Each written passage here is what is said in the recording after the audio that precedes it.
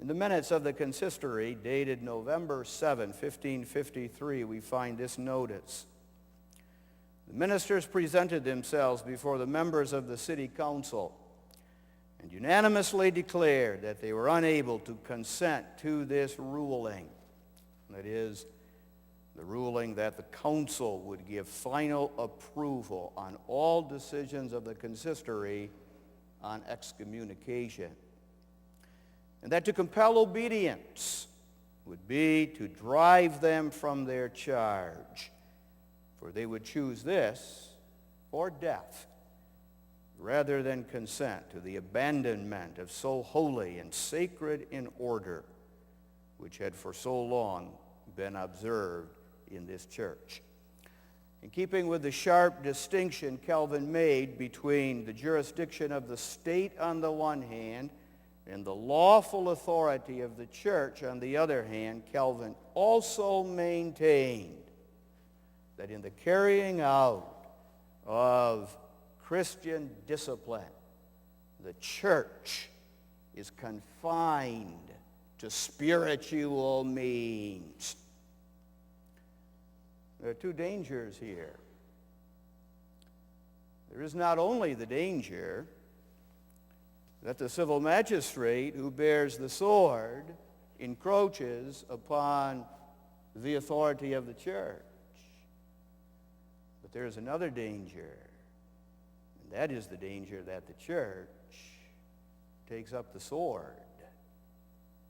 And that's exactly what the Roman Catholic Church had done, and that too is being done in Reformed and Presbyterian churches today, in unlawful political involvement on the part of the church. Calvin insisted that the church was shut up to spiritual means, to exhortation, to admonition, to excommunication as the extreme measure in the exercise of key power, Christian discipline.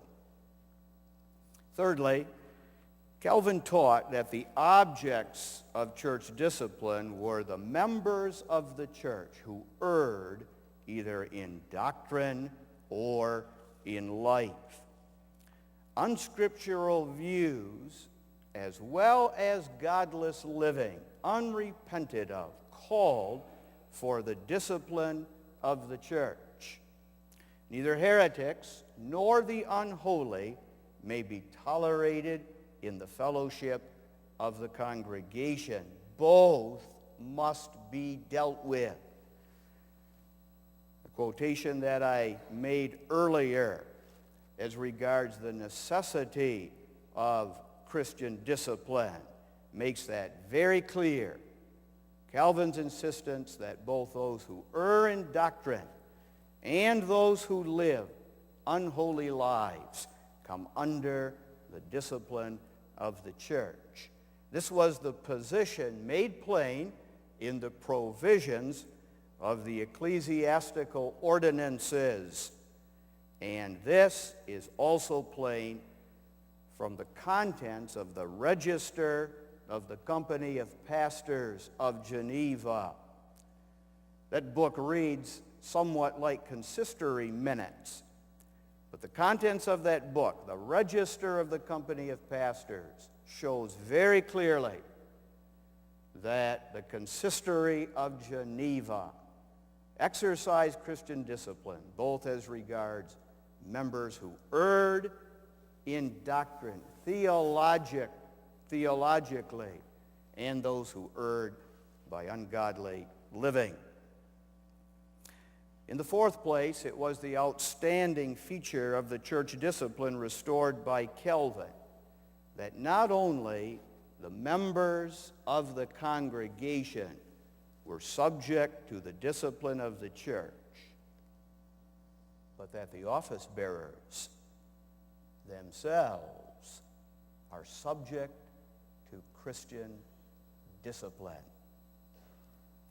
The practical fruit of the Roman Catholic hierarchical system was that the priests and clergy were virtually untouchable. They were above Christian discipline. It was practically impossible for concerned members of the church to do anything about wicked, godless clergymen who were imposed upon them by higher ecclesiastical authority. At the time of the Reformation, the church was at the mercy of unbelieving and vile priests and bishops. All that changed with the recovery of biblical church discipline.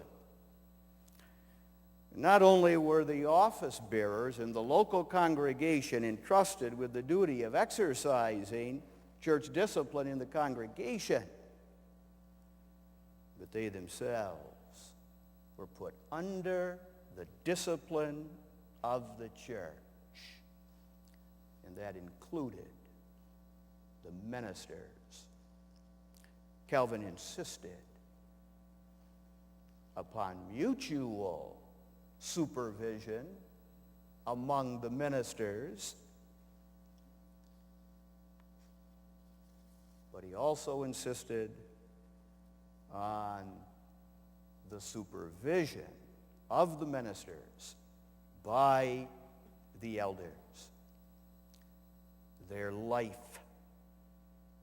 including their family life, their marriage, their life in the congregation, and especially their preaching.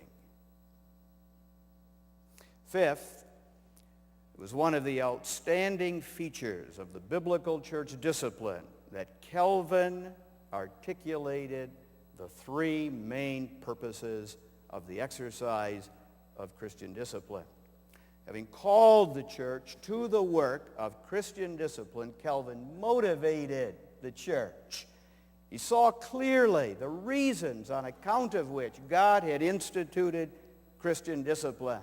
And he was concerned to make these reasons clear to God's people and clear to the office bearers so that they would exercise Christian discipline.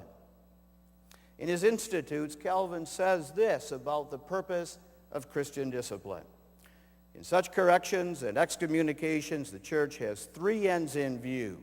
The first is that they who lead a filthy and infamous life may not be called Christians to the dishonor of God, as if his holy church was a conspiracy of wicked and abandoned men. The second purpose is that the good be not corrupt